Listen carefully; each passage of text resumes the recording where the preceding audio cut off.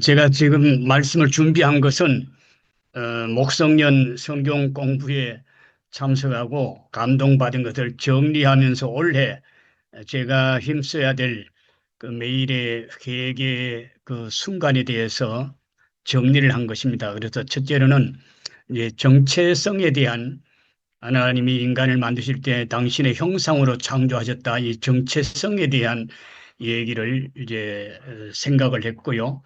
정체성을 지키느냐 뺏기느냐 하는 그런 그 문제에 우리가 부딪히고 살아가고 있다 하는 겁니다. 왜냐하면 악한 마귀가 우리의 정체성을 계속 공격하고 있기 때문에 그렇습니다. 그 다음에 이제 우리가 두 번째 생각하는 것은, 우리가 인생길을 걸어가면서 많은 유혹을 받게 되는데, 이 유혹을 받으면서 광야 생활을 하는 이스라엘이 여러 가지 어려움을 만나고 유혹을 만나면서 하나님을 배반하고 많은 고난을 겪은 것처럼 우리 인생 가운데도 그러한 고난이 연속이 된다고 하는 것입니다. 그래서 그 고난의 길을 우리가 잘 통과하면서 어떻게 하나님의 통치의 대행자로서 가나안 땅, 약속의 땅을 향해 제대로 걸어가는 순례자가 될 것인가, 이 순례자의 길을 어떻게 잘 걸어갈 수 있을 것인가, 성공적인 여정을 어떻게 살아갈 수 있는 것인가, 그거를 우리가 고민을 하고 또 같이 준비했으면 어떨까, 그런 생각을 해봤습니다. 그래서 하나님을 경험하고 거짓 자를 벗어내고 참 자를 찾는 그런 그 광야길을 우리가 잘 걸어갈 수 있는 올해가 돼야 되지 않는가, 그런 생각을 하고 있습니다.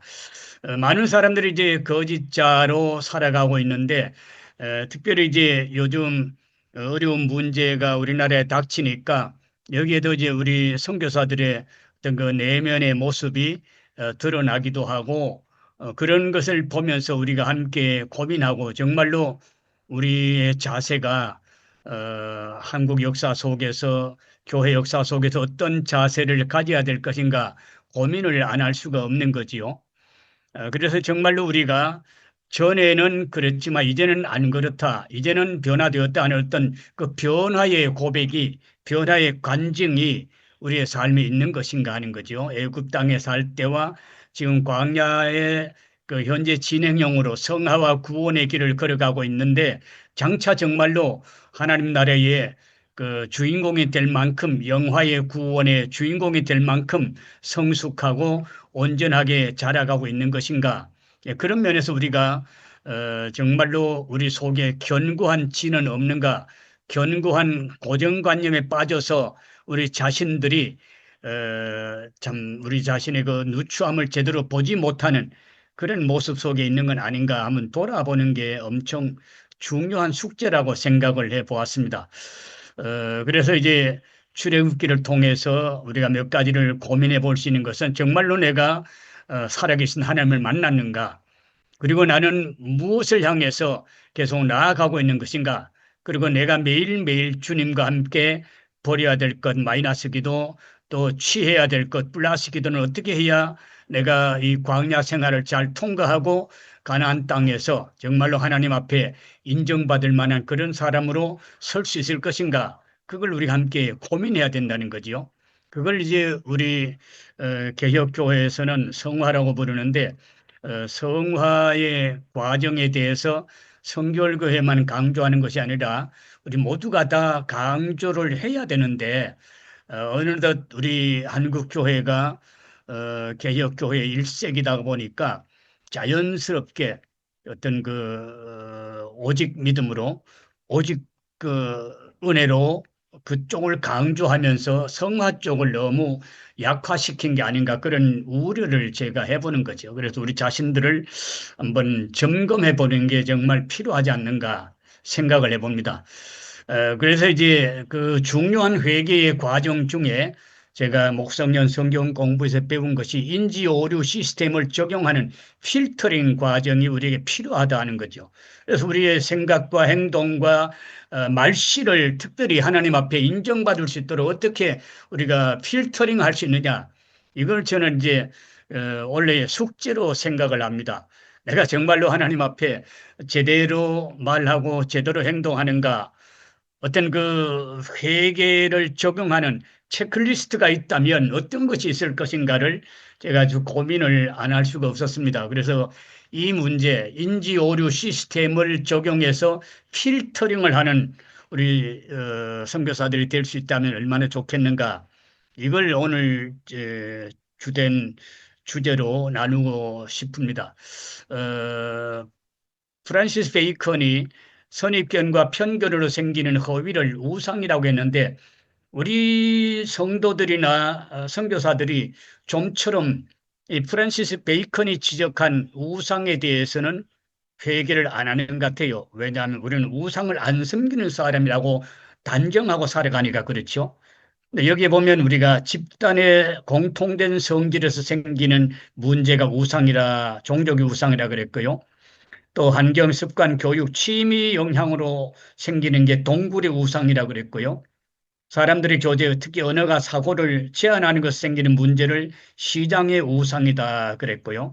또 역사, 종교, 전통, 그런 잘못된 신봉에서 생기는 문제를 극장의 우상이다 그랬는데 제가 가만히 생각해 보니까 우상 숭배를 많이 하는 사람인 것을 발견하게 됐습니다.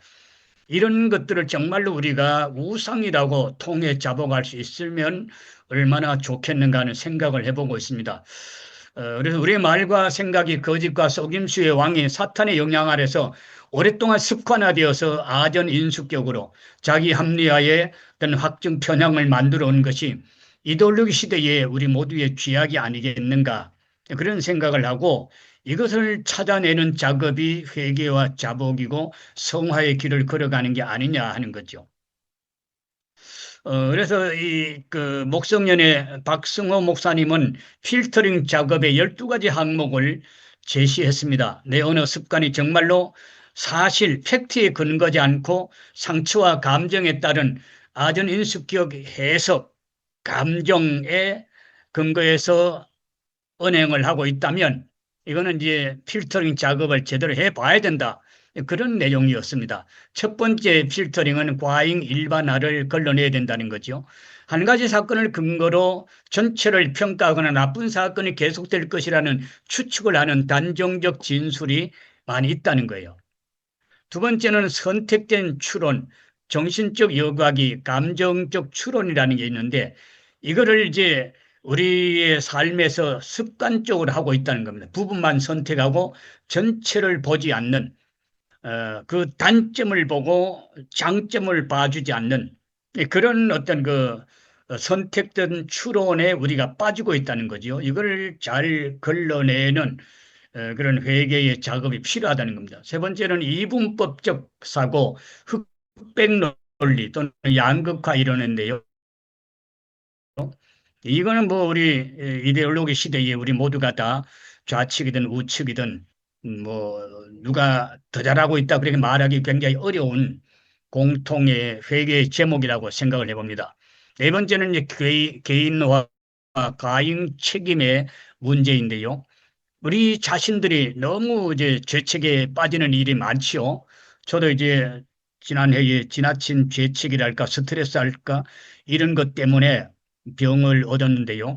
이 스트레스와 지나친 죄책감, 과잉 책임 이런 것들이 특별히 이제 양심적이랄까 이런 사람들한테 많죠. 우리 착한 어머니들이 지나친 죄책감. 우리 어머니가 그랬습니다. 우리 어머니가 어릴 때 제가 들어보면 내 죄 때문이다, 내 죄 때문이다 그런 얘기를 자주 하셨어요. 그래서 나중에 보니까 어머니가 믿는 가정에서 자라났지만 안 믿는 가정으로 결혼해 오시면서 교회를 오랫동안 나가지 못하니까 그 죄책에 시달렸던 것 같아요. 이런 것들이 이제 개인화와 과잉 책임의 그 필터링을 거쳐야 되는 문제라고 생각합니다. 그 다음에 이제 다섯 번째는 파국적 예상을 하는 거지요. 가장 일반적인 비합리적인 사고인데 모든 것을 부정적으로만 결론이 날 것이라는 생각에 젖은 것을 우리가 회개해야 된다는 겁니다. 모든 것이 합력하여 선을 이루시는 섭리의 주님, 주권자이신 주님을 믿는다면 이런 파국적 예상을 해서는 안 되잖아요. 우리나라를 보면서도 마찬가지죠. 오늘의 현실, 한국 땅에 지금 여야 또는 좌우의 대립을 보면서도 합력하여 선을 이루시는 하나님의 주권을 믿는 게 하나님이 보호하사 우리나라 만세라는 걸 고백하는 그것이 우리의 참된 믿음이지, 파국적인 예상을 하는 거는 그거는 필터링을 해야 된다, 그런 얘기입니다. 여섯 번째는 비약적 단정인데요. 미래를 점치기 또는 점행위와 독심술처럼 어느 하나를 보고 다른 것까지도 유추하여 결론을 내고 지레 짐작을 해버리는 그런 습관도 회개해야 된다는 것입니다. 이런 것들이 우리에게 엄청 많이 있고, 특별히 우리가 시험에 빠졌을 때에 비약적 단정을 통하여서 우리 현장에서도 많은 문제가 생기기도 하고 부부 간에도 문제가 생기기도 하겠죠. 그 다음에는 일곱 번째는 강박적 부담도 있다는 겁니다. 이런 것을 여론의 완벽주의라고 볼 수가 있는데, 이런 것들을 가지고 있으면 우리의 선교 현장에 문제가 생기기도 하고 또 성령님과의 관계도 문제가 생길 수 있다 하는 거죠. 완벽주의에서 벗어나는 그런 그 필터링 작업이 필요하다는 겁니다. 여덟 번째는 당위 진술문인데요. 엄격한 자기 규칙이 좋은 겁니다. 자기에게 엄격하고 남에게는 부두관대한 것 좋은 거죠. 그러나 그것이 지나치게 될 때에 자기 규정이 하나님의 말씀인 것처럼 생각할 때에 문제가 생길 수 있다, 그런 얘기입니다. 그 다음에 아홉 번째는 정서적인 합리화인데요. 생각의 근거를 감정에만 두는 마음의 자세, 이것 또한 좋지 않은 거죠. 내 기분이 나를 속이고 있다는 걸 알아야 되는데, 내 기분은 진실하다고 진리 같다고 생각하는 그런 것은 필터링해서 회개해야 된다, 그런 얘기입니다. 열 번째는 낙인 찍기인데요. 이것이 이제 우리 선교 현장에 엄청 많아서, 특별히 이제 우리 이념 대립이 될 때 선교사들을 그렇게 우리가 단정해버리는, 낙인을 찍어버리는 게 많이 있습니다. 그러나 이제 저는 우리 외갓집 특성을 닮아서 그런지 제 친구들 가운데 좌파들이 많아요. 어떤 좌파는요, 이 모 씨가 대통령 떨어졌을 때 한 달 동안 울었다는 목사도 있습니다. 그만큼 이제 좌파들이 많이 있지만, 저는 그 사람이 한 가지 좋은 점을 가지고 있으면 그 사람에 대해서 낙인을 찍을 수가 없어요. 한 가지 장점이라도 있는 사람을 보고 어떻게 내가 그 사람을 관로 밖으로 내칠 수가 있느냐는 거죠. 그래서 낙인을 찍는다는 게 이게 하나님 앞에서도 굉장히 건방진 거 아니겠습니까? 그래서 이제 프레임 전쟁에 빠진 우리나라의 좌우 세력들은 사실 위선적 확정 편향증에 빠져서 이 낙인 찍기 인지 오류를 대부분이 경험하고 있는 거죠. 이런 면에서 이제 내 생각, 내 프레임이 옳다고 하는 생각에 빠져버리면 남들과 관계도 문제가 생기고, 팩트가 아닌 팩트를 주장하는 억지를 부리게 되는 게 많이 있습니다. 11번째 필터링은 극대화, 극소화의 문제인데요. 그래서 너무 실수를 극대화하고 성공을 극소화해버리는 그런 컴플렉스 같은 거죠. 이런 것도 우리가 버려야만 성화의 길을 제대로 간다는 겁니다. 그다음에 이제 마지막 한 가지가 평가 전라인데요. 성공이나 칭찬을 전라시키는 말버릇을 회개해야 된다는 거죠. 그래서 무슨 칭찬을 하면은 감사합니다 받아야 되는데, 아니라고 이렇게 변명하고 자기 자신이나 남의 칭찬마저도 평가절하시키는 그런 말버릇이 분위기를 싸하게 만들죠. 그래서 이제 우리가 남을 평가절하시키는 게 내가 올라가는 길이 아닌데 우리가 말을 잘못하는 그런 경우가 있죠. 그래서 진실한 말이라기보다는 정말 유치한 그런 말을 하는 때가 너무 많은 거죠. 그래서 이제 어떤 집사님이 자기 친구하고 잘 안 만나요. 왜 잘 안 만났냐 그랬더니 화가 나서 안 만난다는 거죠. 그래 뭐 그런데 그 친구가 내 남편을 보고, 얘 너 남편 유통기한이 지났어, 그런 얘기를 했다는 거예요. 그래서 그 뒤부터 안 만난다는 거예요. 우리가 일구이연이라는 말이 있는데요. 입이 두 개란 얘기잖아요. 그러니까 이게 얼마나 보기 흉한 것이고 하나님 앞에도 좋지 않은 것이겠는가. 그래서 우리가 찬송하는 입과 남을 비방하는 입이 같이 있을 때에 입이 두 개짜리 성도가 되는 거고 입 두 개짜리 선교사가 되는 거잖아요.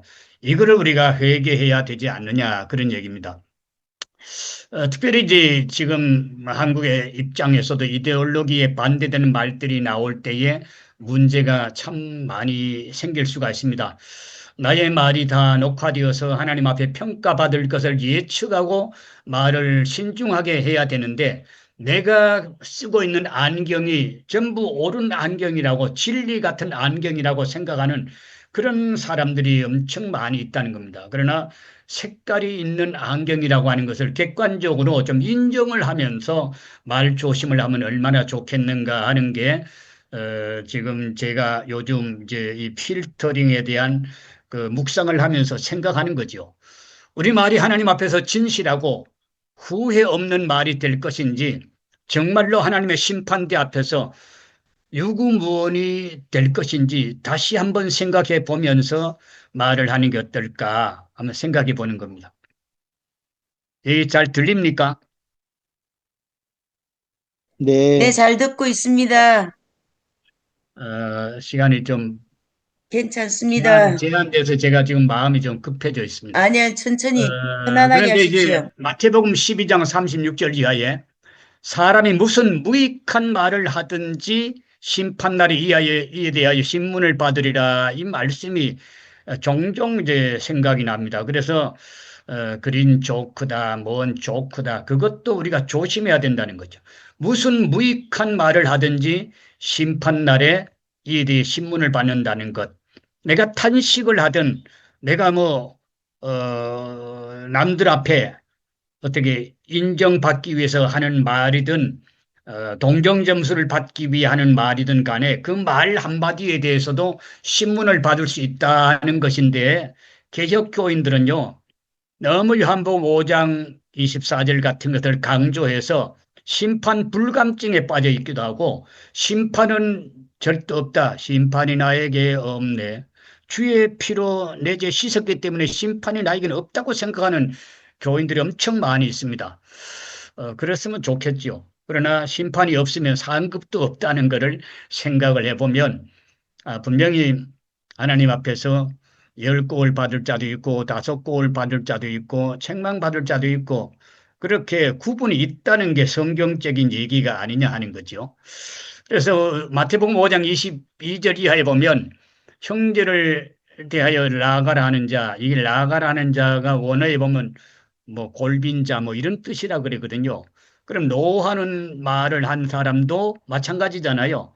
미련한 놈이라 하는 자는 지옥불에 들어간다 그랬는데 우리가 내하고 이념이 다르고 사상이 다르다 그래서 얼마나 골빈 놈이란 말도 하고 미련한 놈이란 말을 많이 하느냐고요. 그러면서 우리는 심판 불감증에 빠져서 전혀 겁을 안 내는 담대한 성도로 살아간다는 거는 좀 생각해 봐야 되지 않는가. 필터링이 안 된 사람이 아닌가 생각해 보는 겁니다. 그래서 이제 요즘 대통령 탄핵을 둘러싸고 뭐 이렇게 미국에 뭐 이렇게 신고가 되어서 ESTA 심사나 뭐 입국 심사에 안 되는 그런 사람이 있다는 얘기가 나왔습니다. 그럼 그보다 더 엄격한 심판이 호람되어 하나님 앞에서 있을 것인데 그 엄격한 심판은 하늘나라에 없을 것이라는 그런 생각을 하는 거는 분명히 무엇인가 오류에 빠진 게 아니겠느냐는 거죠. 불꽃 같은 눈을 가진 하나님 앞에 우리의 무익한 말 한마디라도 그것이 정말로 철저한 회개, 눈물의 회개가 아니면 그게 하나님 앞에 통과되지 않을 거라는 그 믿음이 있다면 우리가 정말로 조심해야 되는 게 아니냐 하는 거죠. 그래서 내 마음, 내 입의 말과 나의 마음의 묵상이 주님 앞에 연락되기를 원하나이다 하는 이 복음성가의 가사처럼 우리가 정말로 이 말씀처럼 내 입의 말과 내 마음의 묵상이 주님 앞에 기쁘게 받아들여지기를 소원하는 그 마음이 있다면 정말로 말 한마디 한마디 행동 하나하나를 조심해야 당연하지 않느냐 그런 생각을 해봅니다. 팀 라헤이가 쓴 당신이 그런 식으로 행동하는 이유는 책이 있어요. 그는 사람의 네 가지 기질, 우울질, 점액질, 다혈질, 담즙질에 따라서 행동이 각각 차이 난다고 지적을 했습니다. 많은 사람들이 자기 행동의 이유가 진리에 근거한다, 성령의 인도를 받는다고 믿고 있지만 사실은 자기 기질에, 잠재력에 조정을 받아 행동하기가 쉽다는 것을 이 책은 지적을 하고 있습니다. 그래서 제가 이거를 이제 어느 그림을 봐서 조금 손을 본 건데요. 우리를 지배하는 게 진리가 지배하면 좋겠죠. 그러나 대부분 사람들은 상처에 좌우되고 있다. 그다음에 이제 그 기질과 습성의 패밀리 트레이트 이런 데 많이 좌우되고 있다. 또 하나는 템테이션과 트리커리, 속임수에 놀아나고 있다. 그런 게 많다는 겁니다. 이건 뭐 객관적으로 제가 뭐 하나님처럼 생각하는 건 아니지만 객관적으로 봐도 저 사람은 진리 따라 행동하는 게 아니고 대부분이 상처나 기질 때문이야. 또 눈이 확 뒤집어진 사람 같은 경우는 속임수의 사탄의 장난에 유혹에 놀아나는 거야. 이게 보이는 수가 있다는 거죠. 그래서 내가 편드는 이데올로기 주장이 진리에 근거하는가, 기질에 또는 상처에 근거하는가. 물론 옛날 상처가 지금까지도 움직이고 있는 거죠. 그래서 우리 자신들이 무엇에 의해서 내가 움직이는가 정말로 잘 생각해 보아야 된다 하는 생각입니다. 우리는 진정 진리를 따라 길과 생명을 좇아 일생을 살아가는 주님의 제자들인가? 지금은 점검의 시간, 검산의 시간이 돼야 된다는 거죠. 나쁜 좌파들은 공정한 점검을 절대 거부하는 어거지 행동을 고집하지요. 나쁜 부르주아들은 공정의 저울을 대상에 따라 바꾸면서 저울질 장사를 하는 그런 자기 합리화의 길을 걸어간 사람도 많이 있지 않습니까? 신명기 25장 13절 이하에 너는 네 주머니에 두 종류의 저울추 곧 큰 것과 작은 것을 넣지 말고 두 종류의 대박 큰 것과 작은 대박을 두지 말라. 온전하고 공정한 저울추를 두어라. 온전하고 공정한 대박을 둘 것이라. 그래서 하나님의 복을 받으라. 그런 얘기죠. 그래서 오늘날 우리나라를 보면 무죄 추정의 원칙이 야당용 따로 있고 여당용 따로 있잖아요. 이것은 이제 공정하지 않다는 겁니다. 잠언 20장이나 15장에도 보면 내가 내 마음을 정하게 하였다 내 죄를 깨끗하게 하였다 할 자가 누구냐. 한결같지 않는 저울추와 한결같지 않는 대박은 다 여호와께서 미워하시느니라. 미가서도 이거를 엄청 강조를 했습니다. 축소시킨 가증한 대박이 있느냐고. 부정한 저울을 썼거나 거짓 저울추를 쓴 게 아니냐고. 이거를 엄청 공박을 한 것을 우리는 미가서에도 볼 수가 있습니다. 마키아벨리는 군주론에서 목적은 수단을 정당화한다는 표현을 사용했습니다. 저울을 속여 큰 돈을 벌면 가난한 사람 돕겠다고 절대 저울 검사를 받지 않는 옹고집쟁이는 철밥통을 놓치지 않으려는 장사꾼처럼 버티는 위선주의자가 아니겠습니까? 욕심장이 우파 자본주의자들은 남이 어쨌든 자기만 잘 살면 된다는 무사안일주의에 늙어가는 게 아니겠습니까? 나쁜 우파들은 플라스크 속에 개구리처럼 따스함에 심취하여 물 온도가 점점 뜨거워지는 것도 모르고 그냥 나태하다가 익었다 가다가 죽는 거잖아요. 우리는 우파 좌파에 치우치지 않으려고 몸부림치지만 그러다 보면 차지도 덥지도 않은 채 주님의 뿐 아니라 좌우 군중들에게 다 버림을 당할 운명을 스스로 선택하는 것이 아니겠습니까? 우리는 진리의 철저한 검증을 받아서 생명길로 하나님 보좌 앞까지 함께 걸어가야 되는 그런 성화의 길을 가야 되는 투사들이다 하는 것을 우리가 꼭 명심해야 될 것입니다. 그래서 제 마음이 요즘 사태를 보면서 교차 조사는 임기응변이 아니라 절대적인 척도와 기준에 의해 상반된 주장들을 심판하는 데 절대 필요하다는 것입니다.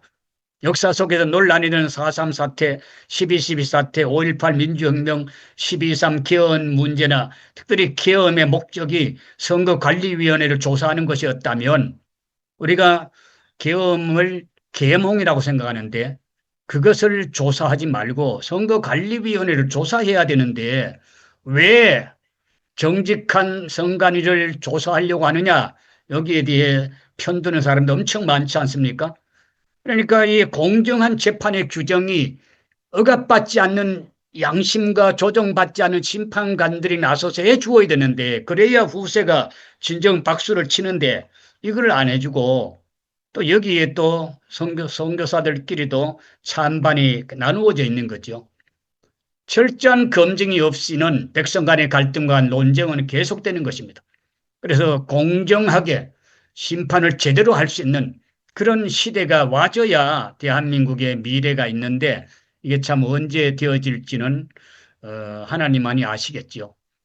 출애굽기 23장 1절 이하에 이런 말씀이 있습니다. 거짓된 풍설을 퍼뜨리지 말며 악인과 연합하여 위증하는 증인이 되지 말며 다수를 따라 악을 행하지 말며 송사의 다수를 따라 부당한 증언을 하지 말며 가난한 자의 송사라고 해서 편벽되이 두둔하지 말지어다. 점검에 대해서 치우침 발언을 하는 동지들도 많이 있습니다. 그러나 우리가 명심해야 될 것은 하나님 말씀이 엄중하다고 하는 거죠.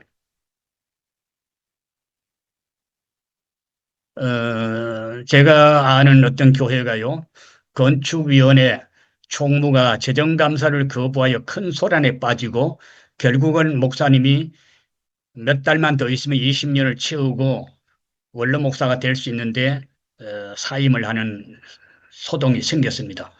건축헌금을 하는 교인들은 감사위원을 통해 수입 지출 결산을 투명하게 알기를 원했는데 재정감사를 거부하는 것이 그 교회의 문제의 발단이었습니다. 저는 오래전에 비상 필리피노가 지금 개발되어 버렸지만 그 개발되기 전에는 거기에 기념품 가게가 있었기 때문에 그 근처에서 리잘 공원을 구경하고 거기 비상 필리피노를 들어갔습니다. 그래서 이제 거기서 또 돈이 필요해서 한 $800 정도 경비를 환전을 했는데요. 환전소가 있길래 그냥 들어가서 바꾸었습니다. 그런데 그 청년이 내 손에다가 1,000페소, 2,000페소, 500페소 이렇게 계속 지어주는 거예요. 그래서 맞지 그래요. 그래서 제가 오케이 했습니다. 그리고 그 손을 꼭 쥐고 그대로 돌아와서 손님에게 줬어요. 그런데 내 계산 보다가 한 8,000페소가 모자라는 거예요. 한 20만 원 정도가 모자라니까 그때는 아주 큰 돈이었습니다. 그래서 제가 그 돈을 들고 다시 돌아갔어요. 얼른 돌아갔더니 그 식당 옆 환전소는 간판도 없고 사람도 없었습니다. 물어보아도 식당 사람들도 그런 건 본래 없었다고 얘기를 했습니다. 저만 바보가 됐죠. 사기꾼들이 급조한 환전소에서 여행자를 속이는 놈들이 있었던 것을 순진한 시골에서 클라크에서 온 제가 어떻게 예측을 했겠습니까? 그러니까 점검을 해야 되는데 그 자리에서 다시 맞는가 안 맞는가 다시 한번 세워봤어야 되는데 손에 꼭 쥐고 그대로 왔더니 눈속임으로 내한테 내 손에 놓아주고 자기는 어떻게 빼간 거죠. 그러니까 점검을 한다는 것은 그 남 앞에서 점검을 다시 해보는 것은 미안한 일이긴 하지만 절대로 필요한 것입니다. 나는 사기꾼에게 절대 안 속는다. 뭐 이런 사람이 있어요. 나는 절대로 내 어릴 때 참교육하는 그 선생님의 배운 게 옳은 역사관이야. 뭐 그렇게 생각하는 사람이 있습니다. 사이비 종교인들도 그런 확신에 차 있습니다. 근데 제가 이제 아테네에 갔을 때에 안내하는 집사님이 이 그림을 보였어요. 네 자신을 알라 하는 이 소크라테스가 보았다는 그 그림이 이거라는 거죠. 그래서 제가 얼른 그 사진을 찍었습니다. 내 자신을 알라. 이 벽화.